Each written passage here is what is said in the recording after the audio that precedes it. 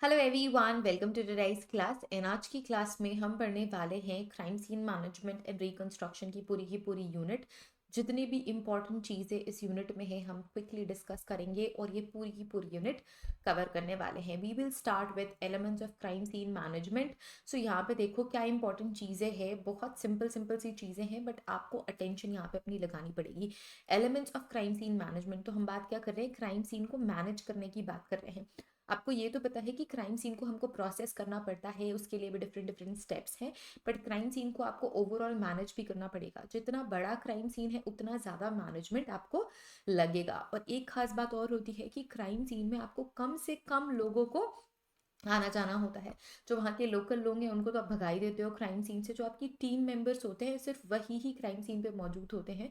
और उसमें भी हम बहुत ध्यान रखते हैं, जितने भी मेंबर्स होते हैं क्राइम सीन मैनेज करने के लिए, कि जितने भी क्राइम सीन प्रोसेसिंग के लोग होते हैं वो बहुत ध्यान रखते हैं कि कहीं उनके किसी भी एक्टिविटी से कोई एविडेंस हैम्पर ना हो जाए, या कोई इंपॉर्टेंट एलिमेंट मिस ना हो जाए, या फिर आप कोई इनकॉर्पोरेट ना कर दे एलिमेंट, है ना। तो इसी वजह से क्राइम सीन मैनेज करना भी बहुत ज़्यादा इंपॉर्टेंट हो जाता है। Excuse me. ओके, सो क्या क्या चीज़ें इंक्लूड करना है हमको, इसको इन्फॉर्मेशन मैनेजमेंट, सबसे पहले हमको इन्फॉर्मेशन को मैनेज करनी है। Then we have technology management, क्योंकि टेक्नोलॉजी मैनेजमेंट बहुत ज़्यादा इंपॉर्टेंट यहाँ पे रोल प्ले करेगा, क्योंकि नई टेक्नोलॉजीज इमर्ज हो गई है ना। आपने मोबाइल क्राइम सीन लैब के बारे में भी सुना होगा। क्योंकि क्या होता है, कई बार क्राइम सीन से आपको बहुत ही ज़्यादा सेंसिटिव बायोलॉजिकल सैंपल्स मिलते हैं जिनको आपको तुरंत ही प्रिजर्व करना पड़ता है। वो आपके वेट नहीं करेंगे कि आपके लैब तक पहुँच जाए एंड देन आप वहाँ पे उसे प्रिजर्व कर सको, उसका एग्जामिनेशन कर सको। तो आपको क्विकली प्रिजर्व करना होता है, या sometimes you have to perform the examination then and there. So इस वजह से मोबाइल लैब्स होती हैं। मोबाइल लैब्स क्या होती हैं, जो कि एक जगह से दूसरे जगह ट्रैवल कर सकती हैं। एक लाइक बेसिकली एक वैन होती है जिसमें सारे इंपॉर्टेंट जो एलिमेंट्स होते हैं क्विकली, जैसे blood test, urine test, biological samples को जो क्विकली टेस्ट करते हैं, वो सारे टेस्ट किट्स होते हैं उसमें। इसके अलावा फिंगरप्रिंट डेवलप करने के, लिफ्ट करने के, प्रिजर्व करने के किट्स होते हैं। तो ये सारी चीज़ें एक वैन में रख दी जाती हैं एंड उन प्लेसेस पे इनको भेजा जाता है जहाँ से जो फोरेंसिक साइंस लेबोरेटरीज है, वो स्टेट फोरेंसिक लेबोरेटरी हो या सेंट्रल फोरेंसिक लेबोरेटरी हो, रीजनल फोरेंसिक लेबोरेटरी हो, बहुत ज़्यादा दूर होती है। ठीक है। Then we have man power management. Man power management में भी आपको इंपॉर्टेंट यहाँ पे देखना है कि कितने कम से कम लोग मिलके उस क्राइम सीन को मैनेज कर रहे हैं। Then we have logistic management, क्योंकि आप सारे एविडेंसेस को at the end of the day pack करके, प्रिजर्व करके आपको लैब भेजना होता है। तो लॉजिस्टिक मैनेजमेंट, ठीक है। एक एक करके देखेंगे। सबसे पहले समझेंगे क्राइम सीन मैनेजमेंट क्या है, जो कि बहुत ज़्यादा ऑब्वियस है। आप ऑलरेडी अभी समझ पा रहे होंगे कि क्राइम सीन को ओवरऑल मैनेज करने को ही हम क्राइम सीन मैनेजमेंट कहते हैं। Now crime scene management is very crucial aspect of forensic investigation, ensuring that evidence is properly collected, preserved and analyzed। ये तीन चीज़ें इंश्योर करने का काम हम करते हैं क्राइम सीन को मैनेज करते हुए, कि प्रॉपरली कलेक्ट हो जाए, प्रॉपरली प्रिजर्व हो जाए, प्रॉपरली हम उसे एनालाइज कर सके। ठीक है। अब आपने पढ़ा होगा जो इम्पोर्टेंट लॉ है फोरेंसिक साइंस का, है ना, law of individuality, law of exchange, etcetera etcetera. उसमें भी आपने एक लॉ पढ़ा है, लॉ ऑफ एनालिसिस, जिसमें ये कहता है कि जब तक आप एविडेंसेस को प्रॉपरली कलेक्ट नहीं करेंगे, पैक नहीं करेंगे, आप उसको प्रॉपरली एनालाइज नहीं कर सकते। अगर आपके पास बेस्ट फोरेंसिक एनालिस्ट है, मतलब आपके पास बेस्ट साइंटिस्ट लैब में है और बेस्ट टेक्नोलॉजी है, मेथड्स हैं, लेकिन क्राइम सीन से अगर आपके एविडेंसेस प्रॉपरली पैक प्रिजर्व नहीं हुए, तो वो बेस्ट कैपेबिलिटी का जो बंदा है वो भी उस एविडेंस से प्रॉपर रिजल्ट्स नहीं निकाल सकता। तो इस वजह से आपको क्राइम सीन से भी जब एविडेंसेस पैक करने होते हैं, आपको बहुत ध्यान रखना होता है कि आप प्रॉपरली उसे कलेक्ट करो, step by step method use करो, प्रिजर्व करो और उसको लैब सेंड करो। ठीक है। तो क्राइम सीन मैनेजमेंट इन्हीं सब चीज़ को इनकॉर्पोरेट करने का काम करता है। Now effective crime scene management involves coordination and organisation in various elements. अब हमको कोऑर्डिनेट करना है और ऑर्गेनाइज करना है ये चार इंपॉर्टेंट चीज़ों को, जैसे कि information management, technology management, man power management and logistic management. एक एक करके देखते हैं ये सारे मैनेजमेंट्स क्या हैं। Information management. अब इंफॉर्मेशन मैनेजमेंट से आपको क्लियरली पता लग रहा है कि हम इंफॉर्मेशन की बात कर रहे हैं, जो कि कुछ डिफरेंट सब हेडिंग्स में हमने डिफाइन करा है, जैसे कि इनिशियल असेसमेंट। ठीक है। So first responders must conduct an initial assessment to determine the scope and nature of the crime scene. So जब कभी भी कोई क्राइम होता है किसी पर्टिकुलर प्लेस में, तो फर्स्ट इंफॉर्मेशन रिपोर्ट आती है ना। हो सकता है कि वहाँ आसपास के लोगों ने वो क्राइम सीन देखा है, रिपोर्ट किया है। हो सकता है कि आउट ऑफ नोवेयर कोई नया पर्सन उस क्राइम सीन को डिस्कवर कर रहा है। हो सकता है कोई फैमिली मेंबर ही उस क्राइम सीन को डिस्कवर कर रहा है, एंड फिर फर्स्ट इन्फॉर्मेशन पुलिस को या इन्वेस्टिगेशन डिपार्टमेंट को वो इन्फॉर्मेशन देगा कि XYZ टाइप ऑफ क्राइम हो गया है। तो फर्स्ट रिस्पॉन्डर्स का हमेशा ये काम होता है कि वो फर्स्ट इनिशियल असेसमेंट करें, ये डिटरमाइन करने के लिए कि स्कोप और नेचर क्या है उस क्राइम सीन का, ठीक है। Now this includes assessment of potential hazard, ठीक है। अगर लेट्स से कहीं पे बॉम्ब फट गया है ना, तो हो सकता है कि और कई सारे बॉम्ब्स उस पर्टिकुलर एरिया में हो लेट्स से अगर किसी ने किसी को गोली मार दी तो हो सकता है जो सस्पेक्ट है वो बाद में भी किसी को गोली मार दे, है ना। पोटेंशियल हजार्ड्स के बारे में हमें पता होना चाहिए। Identifying the type of crime, किस टाइप का क्राइम हुआ है, मर्डर है, रेप है, डकैती है, थेफ्ट है, किस तरीके का क्राइम है, ये भी इनिशियल असेसमेंट से आपको पता लगता है। Now evaluating the need of specialised person और इक्विपमेंट, जिससे आपको ये पता लगता है कि कौन सी चीज़ों को आपको एक टीम में बिल्ड करना है ना। अगर लेट्स से कोई बॉम्बिंग का केस है ना, बॉम्ब फट गया कहीं पे, सो आपको ये पता है कि आप एक्सप्लोजिव एक्सपर्ट को भेजोगे उस क्राइम सीन में, है ना। इनिशियल असेसमेंट से आपको ये पता लगता है कि किस तरीके का क्राइम सीन है और उस क्राइम सीन के अकॉर्डिंग किस तरीके से आपको इन्वेस्टिगेटिव टीम बिल्ड करनी है, right. Then we have documentation, documentation भी इंफॉर्मेशन मैनेजमेंट का पार्ट है। So comprehensive documentation is very essential as we all know that. Now this involves recording the crime scene, location, date, time, as well as a detailed description of the scene। तो ये सारी चीज़ें हम document करने वाले हैं ना। Photographs, sketches and notes should be taken to capture overall context and specific details। तो फोटोग्राफ्स तो हम लेते ही लेते हैं, स्केचेस हम बनाते ही हैं, रूल्स हैं हमारे, एंड नोट्स, तो note taking, sketch making, photography and videography are really very essential part of recording the crime scene. ये आपकी क्राइम सीन प्रोसेसिंग का पार्ट भी होता है, ठीक है। सो ये इंफॉर्मेशन मैनेजमेंट की कैटेगरी में आता है। Now then we have witness statement. कई सारे क्राइम सीन ऐसे भी होते हैं जहाँ पे विटनेसेस आपको मिलेंगे, उनका स्टेटमेंट भी आपको लेना होता है। Now gathering statement from witnesses is very crucial from building a timeline and understanding the event, है ना। अगर लेट्स से मैं क्राइम सीन देख रही हूँ, मैं हाइपोथेसिस क्रिएट करूंगी कि ये हो सकता है, ऐसा हो सकता है, ऐसा हो सकता है उस क्राइम सीन को देखते हुए, बट अगर कोई वहाँ पे विटनेस प्रेजेंट है तो वो मेरे को ज़्यादा एक्यूरेट तरीके से एक्सप्लेन कर सकता है कि एग्जैक्टली हुआ क्या था या क्या हो सकता है। अगर यहाँ पे एक इंपॉर्टेंट चीज़ ये भी है कि अगर कोई विटनेस प्रेजेंट है एंड उसके स्टेटमेंट में कोई डिस्क्रिपेंसी है, पहले वो कुछ और बोल रहा था, बाद में वो कुछ और बोल रहा है, तो वो एक सस्पेक्ट भी बन सकता है। तो इस वजह से अगर कोई विटनेस प्रेजेंट है तो आपको उसको बहुत अच्छे से इंटरव्यू करना है, सो दैट आप मैक्सिमम इंफॉर्मेशन वहाँ से रिसीव कर सको about that particular crime scene, ठीक है। Now, properly managing witness information helps investigator reconstruct the sequence of events. इससे हमारे रिकंस्ट्रक्शन वाले पार्ट में बहुत हेल्प मिलती है ना। इसके बाद हम रिकंस्ट्रक्शन भी पढ़ने वाले हैं, राइट। सो रिकंस्ट्रक्शन करने के लिए भी ये जो विटनेसेस के स्टेटमेंट होते हैं वो बहुत इंपॉर्टेंट रोल प्ले करते हैं, है ना।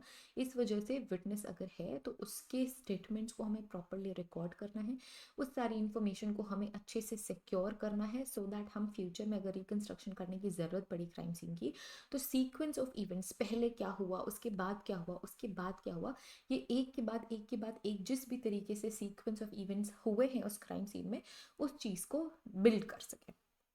Next we have technology management, ठीक है। अब फोरेंसिक टूल की हम बात करेंगे। जब टेक्नोलॉजी की हम बात करते हैं तो हम टूल्स की बात ऑफ कोर्स करेंगे। Now utilising advanced forensic tool for evidence collection, of course जैसे जैसे साइंस की एडवांसमेंट हो रही है, टूल्स की एडवांसमेंट हो रही है, हम नए नए टूल्स यूज़ करते हैं, है ना। सो हम नए टूल्स यूज़ करेंगे such as DNA swabs, such as fingerprint kit, such as the digital forensic equipment, such as other enhanced and efficiency and accuracy of the investigator, ठीक है। ये इन्वेस्टिगेटर की हेल्प करने के लिए, ताकि एक्यूरेसी बढ़ सके, ताकि इफ़िशियंसी बढ़ सके, आप जल्दी से जल्दी क्राइम सीन से मैक्सिमम इंफॉर्मेशन या मैक्सिमम चीज़ें रिकवर कर सको। अच्छा, जो लॉ ऑफ क्राइम सीन है उसमें आपने ये भी पढ़ा था कि क्राइम सीन को जल्द से जल्द प्रोसेस कर लेना चाहिए। क्यों? क्योंकि over the period of time आपके जो क्वालिटी ऑफ एविडेंस है वो डिग्रेड हो रही होती है, स्पेशली जब कोई बायोलॉजिकल एविडेंस इंक्लूडेड है ना। अगर बायोलॉजिकल एविडेंस इंक्लूडेड नहीं भी है तो भी टाइम के साथ साथ जो क्वालिटी ऑफ एविडेंस है, ये थ्योरी ही है, ये आपकी एक लाइक रूल ही है, प्रिंसिपल ही है ना। लॉ ऑफ फोरेंसिक साइंस में आपने पढ़ा है कि टाइम के साथ साथ आपके जो एविडेंस की क्वालिटी है वो डिग्रेड होती है। तो इस वजह से हम ज़्यादा एडवांस्ड फोरेंसिक टूल यूज़ करते हैं, सो दैट हम जल्द से जल्द प्रोसेस कर सके हमारे एविडेंसेस को, ठीक है। Next we have photographic and imaging technology. So photography videography of course बहुत इंपॉर्टेंट रोल प्ले करता है, क्योंकि जब हम सारे एविडेंसेस को बताते हैं कोर्ट ऑफ लॉ में, eight the end of all the investigation process आपको क्या करना होता है, आपको अपना पॉइंट प्रूव करना होता है कोर्ट में, है ना। तो अब जो लॉयर्स हैं, जो जज हैं, वो क्राइम सीन पे नहीं जा सकते, है ना। और आप नोट मेकिंग के थ्रू और डॉक्यूमेंटेशन के थ्रू एक इमेजिनरी क्राइम सीन क्रिएट कर सकते हो सबके दिमाग में, बट सबका दिमाग डिफरेंटली वर्क करता है ना। Everyone have their own capacity to imagine. तो इस वजह से बहुत बेस्ट तरीका अब हो गया है crime scene photography and videography. तो ये दोनों ही ऐसे टूल हैं जिसमें आप प्रॉपरली रिक्रिएट कर सकते हो exact crime scene in front of the जज and in front of the lawyers जो रिस्पेक्टिव केसेस लड़ रहे हैं, ठीक है।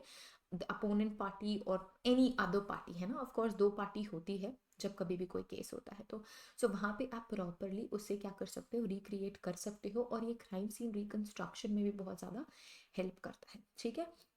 So high quality cameras, drones, and other imaging technology aid in capturing accurate and detailed image of the crime scene. Now this is essential for documentation and later analysis, है ना। कई बार क्या होता है, जब आप क्राइम सीन पे जाते हो, आपका स्टेट ऑफ माइंड अलग है, हो सकता है कि क्राइम सीन बहुत ज़्यादा स्ट्रेसफुल हो, तो इसकी वजह से आपको भी स्ट्रेस हो जाए, and maybe you are very uncomfortable अगर कोई ब्रूटल टाइप ऑफ क्राइम हुआ है।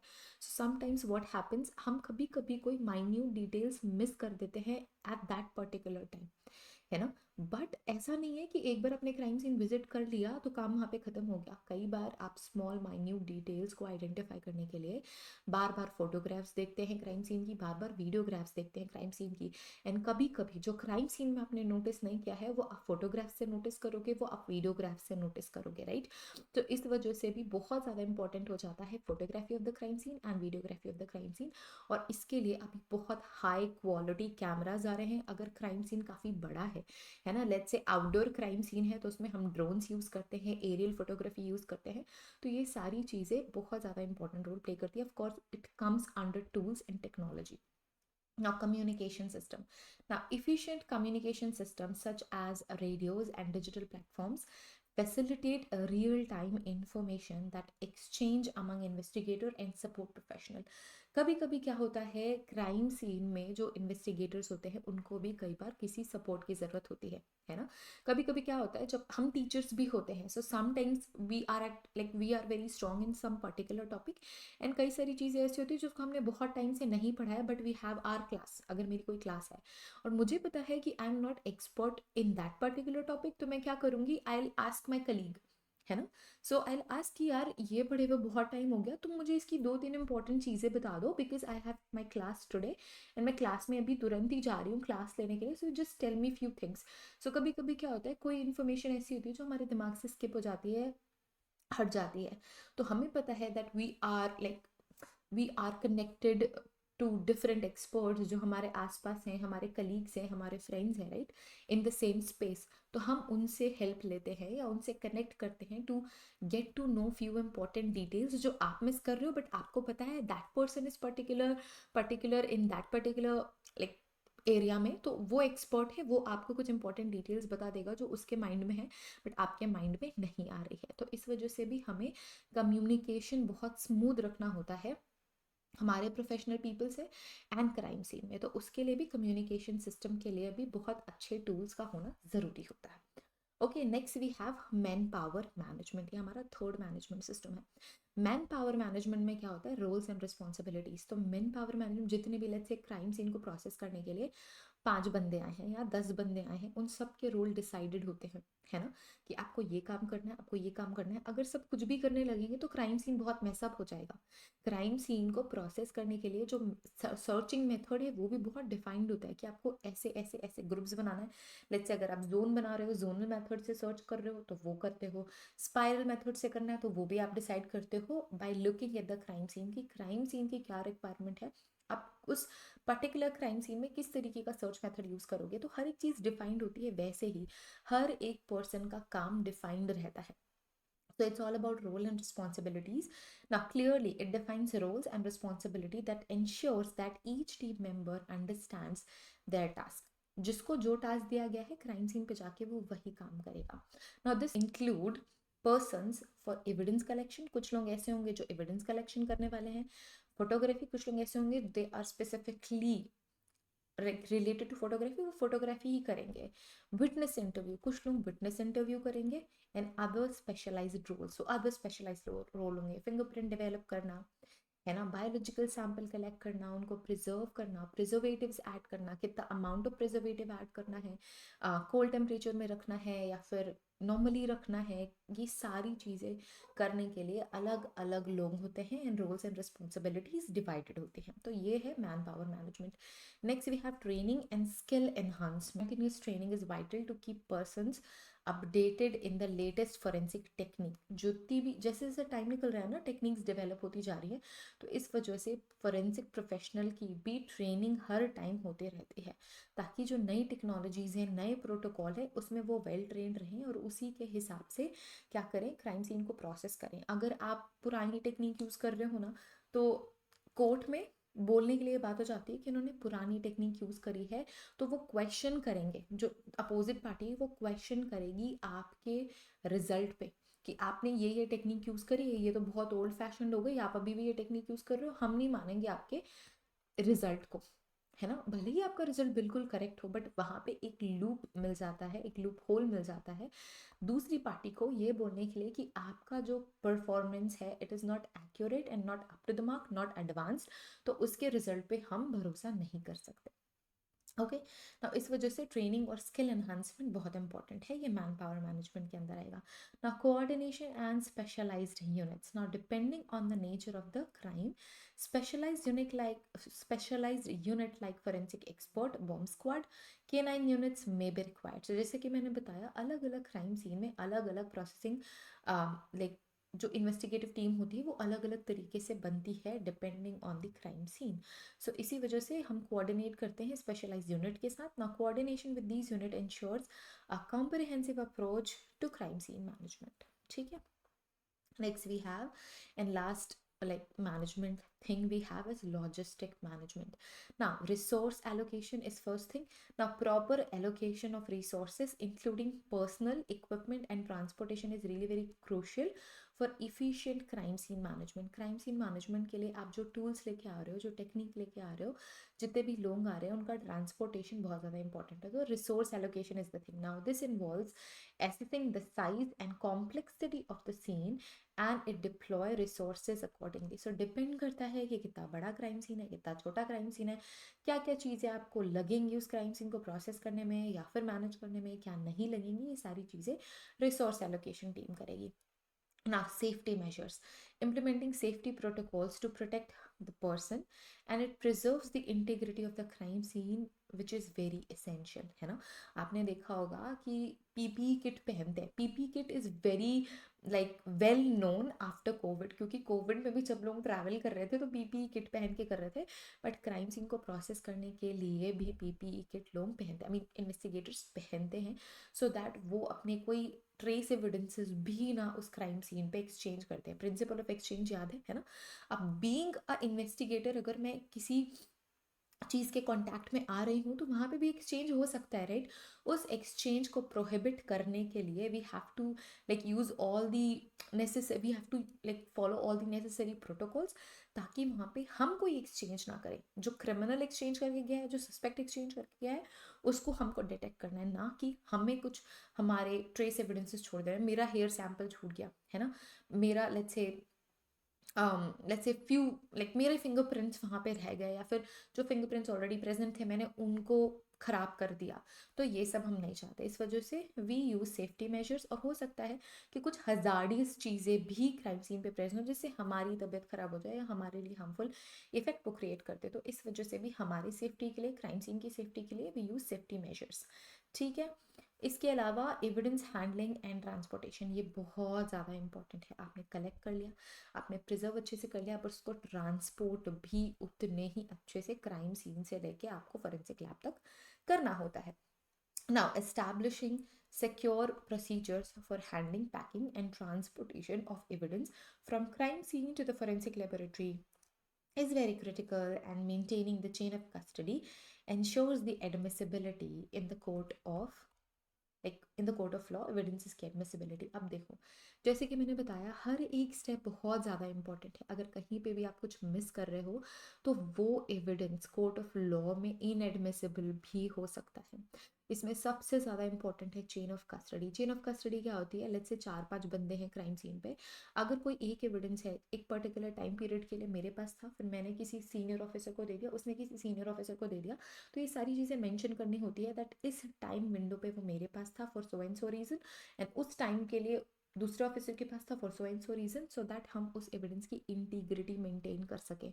अगर हम चेन ऑफ कस्टडी मेंटेन नहीं करते, चाहे वो कितना भी इंपॉर्टेंट एविडेंस क्यों ना हो, पूरे केस को पलट देने वाला एविडेंस क्यों ना हो, पर अगर उसकी चेन ऑफ कस्टडी ब्रीच हो गई, देन पॉसिबिलिटी है कि वो इनएडमिसिबल हो जाए, आपके क्राइम से उसका कोई लेना देना ना रहे, क्योंकि वहाँ पे ये बोल दिया जाएगा कि आपने चेन ऑफ कस्टडी मेंटेन ही नहीं करी है, हम कैसे भरोसा कर ले कि ये इंटीग्रिटी मेंटेन्ड एविडेंस है और इसके रिजल्ट बिल्कुल सही है। हो सकता है आपने चेंज कर दिए हो रिजल्ट, हो सकता है कि किसी और ने चेंज कर दिया हो रिजल्ट, तो वहाँ पे भरोसा नहीं होता।